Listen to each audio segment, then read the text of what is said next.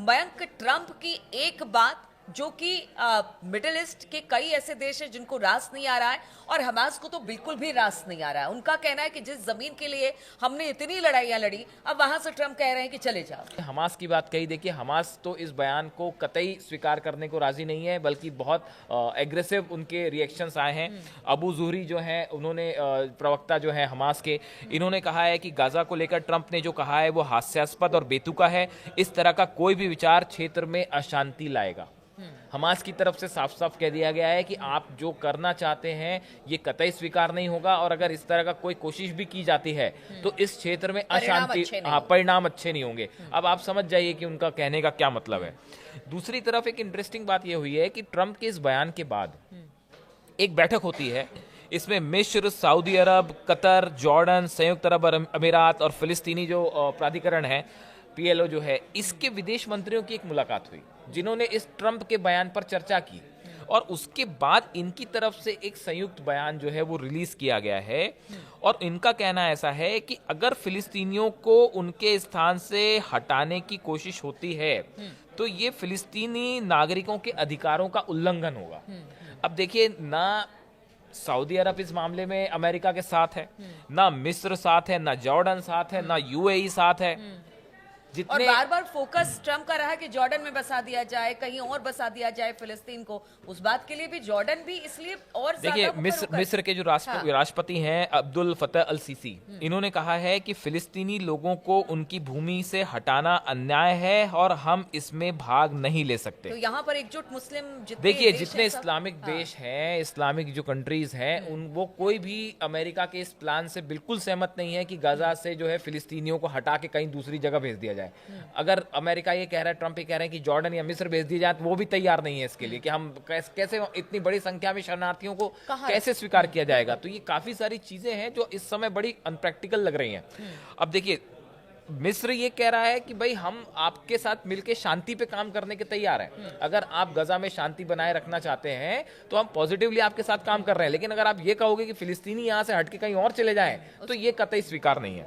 अब ऐसे ही देखिए, सऊदी अरब की तरफ से भी बयान आया है। सऊदी अरब का जो विदेश मंत्रालय है, उन्होंने कहीं ट्रंप का नाम नहीं लिया, लेकिन उनकी तरफ से जो कहा गया कि हम फिलिस्तीनी लोगों के वैध अधिकारों के उल्लंघन, उन्हें दूसरी जगह पर बसाने या फिलिस्तीन की जमीन पर किसी देश के कब्जे को लेकर हमेशा से खिलाफ रहे हैं। ये सऊदी अरब का बयान है। सऊदी अरब भी इस बात को डिनाई कर रहा है कि भाई कोई और आ जाए और फिलिस्तीन पे जो गजा पे जो है वो कब्जा करके बैठ जाए, हम इसका विरोध करेंगे। तुर्की की तरफ से जो बयान आया है, तुर्की के विदेश मंत्री हैं हकन फिदान, इन्होंने कहा है कि ट्रंप का यह बयान अस्वीकार्य है, और इसके साथ ही उन्होंने ये चेतावनी देते हुए कहा कि अगर ऐसा कुछ होगा तो इससे क्षेत्र में तनाव और बढ़ सकता है। ये बात सिर्फ अब हमास ही नहीं कह रहा, अब तो ये हिजबुल्लाह ही नहीं कह रहा, ईरान ही नहीं कह रहा, ये हुती ही नहीं कह रहा, ये जो कंट्रीज हैं ये भी कह रहे हैं कि भाई ये जो दिनों के बाद शांति हुई मयंक, और फर्स्ट फेज कहा जा रहा है इसे, अब इस तरह के बयान के बाद चिंता जरूर होगी। अमेरिकी राष्ट्रपति डोनाल्ड ट्रंप ने जिस तरह से गाजा वासियों को 3 दिन में वहां से जाने के लिए कहा है, देखिए अभी पिछले दिनों में गाजा में, फिलिस्तीन में, इसराइल में बड़े शांति का, अमन का माहौल हुआ, और उनके मध्य एक अमन और सलामती का माहौल वहाँ बना। देखिए, कोई भी जंग पूरी दुनिया को प्रभावित करती है। असल चीज़ है कि अमन, सलामती और खुशहाली कैसे बनाई जाए। डोनाल्ड ट्रंप जब से वहाँ के राष्ट्रपति बने, उसके बाद से वहाँ की जनता में भी देखिए कहीं ना कहीं अशांति है। अभी पिछले दिनों में एक बहुत बड़ी आग लगने का मामला सामने आया। अभी हाल ही में भारतवासियों को भी वहां से वो वापस करने की बात सामने आई। तो देखिए, कोई भी देश हो, जो राजा, उसका जो सरपरस्त होता है, जिसके हाथ में बागडोर होती है, उसका बड़ा अहम रोल होता है, उसके कर्मों का बड़ा अहम रोल होता है।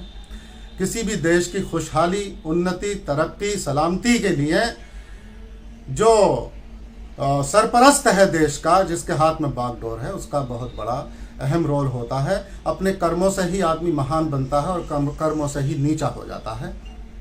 हमारे देश के प्रधानमंत्री जी जो अपने कर्मों से पूरे देश में अमन और सलामती और खुशहाली बनाए हुए हैं, और यही चीज़ है कि हमें विश्व गुरु बनाएगी, हमारे भारत को विश्व गुरु बनाएगी। तो हम तो यही कहना चाहते हैं कि कोई भी बयान दिया जाए तो पूरे देश की सलामती, पूरी दुनिया की, संसार की सलामती, अमन और खुशहाली के लिए दिया जाए, लोगों को आबाद करने के लिए दिया जाए, ना कि उन्हें घर से बेघर करने के लिए दिया जाए, ना कि बर्बाद करने के लिए दिया जाए, ना कि अशांति पैदा करने के लिए दिया जाए। किसी देश के लोग जो वहां रहते हैं उनको वहां से हटाने की जब कोशिश होती है तो ये आसान नहीं होता है। और इतनी बड़ी संख्या में अगर फिलिस्तीनियों को हटाना आसान हो गया होता तो ये कब का हो गया होता, ये अब तक नहीं हो पाया। इतने समय से जो ये फसाद छिड़ा हुआ है, इतनी तबाही, इतना विध्वंस हो रहा है और इस मामले में आप सफल नहीं हो पा रहे हैं। उसकी वजह आप देखिए, आप अफगानिस्तान की बात कर लीजिए, आप इराक की बात कर लीजिए, वियतनाम की बात कर लीजिए, सब जगह ये जो फोर्स के दम पे जब चीजें होती हैं तो बड़ा मुश्किल होता है, मामला आसान नहीं होता है। अच्छा देखिए, दूसरी तरफ ये है कि यहाँ तो इस तरह के बयान दिए जा रहे हैं कि फिलिस्तीनियों को उन्हीं की जमीन से हटा दिया जाएगा, जिसके लिए फिलहाल तो देखिए सब अब मिडिल ईस्ट के जितने देश हैं वो देखिए सब इसके समर्थन में। एक इंटरेस्टिंग बात ये भी है कि देखिए ट्रंप जो है वो ट्रंप शांति भी चाह रहे हैं। मतलब ट्रंप के साथ ये बात भी है कि ट्रंप ये नहीं चाह रहे कि युद्ध हो या फिर से संघर्ष हो, लेकिन उनका जो प्लान है उस प्लान का एग्जीक्यूशन किस तरह से लोग कह रहे हैं कि जो वो विकास सोशल मीडिया में चर्चाएं हैं कि हाँ। ये जो है थोड़ा सा प्रैक्टिकल नहीं है, और इसको अगर लागू करने की कोशिश की जाएगी तो फिर हो सकता है कि सीज फायर खत्म हो जाए और फिर से जंग शुरू हो जाए, फिर वही मिसाइल और रॉकेट वाले। मयंक वो ये बता रहे हैं कि ठीक है आप वहां पर विकास कीजिए, आप जो वहां चीजें खत्म हो गई या खराब हो गई उसको दुरुस्त कीजिए, लेकिन आप ये कह रहे हैं कि जिनकी धरती है उनको वहां से हटाकर फिलिस्तीन जो गजा के लोग हैं वो इस समय ये उनकी आवश्यकता है कि भाई वहां पे उनके घर फिर से बने, वहां पे अस्पताल फिर से बने। अब देखिए असल में इस बयान के पीछे जो मैं समझ पा रहा हूँ, या जो सोशल मीडिया में कुछ एक्सपर्ट कह रहे हैं कि अमेरिका ये चाहता है कि इजराइल को सुरक्षित किया जाए, गजा की तरफ से किसी भी तरह की चुनौती इजराइल को ना मिले, वहां से कोई रॉकेट हमले ना हो, हमास किसी तरह का अटैक ना करो।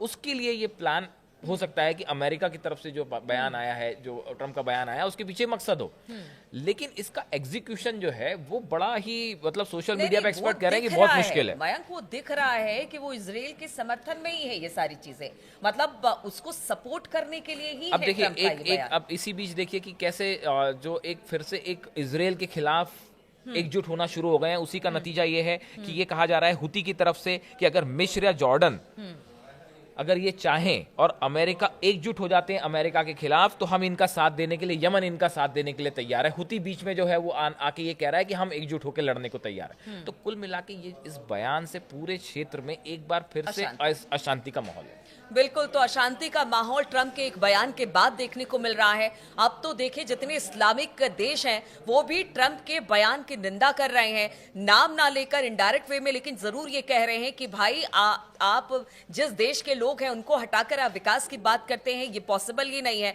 और ऐसे में सारे लोग एकजुट होते दिखाई दे रहे हैं। अब ट्रंप के इस बयान के बाद क्या ट्रंप अपने इस बयान को वापस लेंगे या कुछ और होगा, इस पर लगातार हमारी नजर बनी रहेगी। आप बने रहिए हमारे साथ।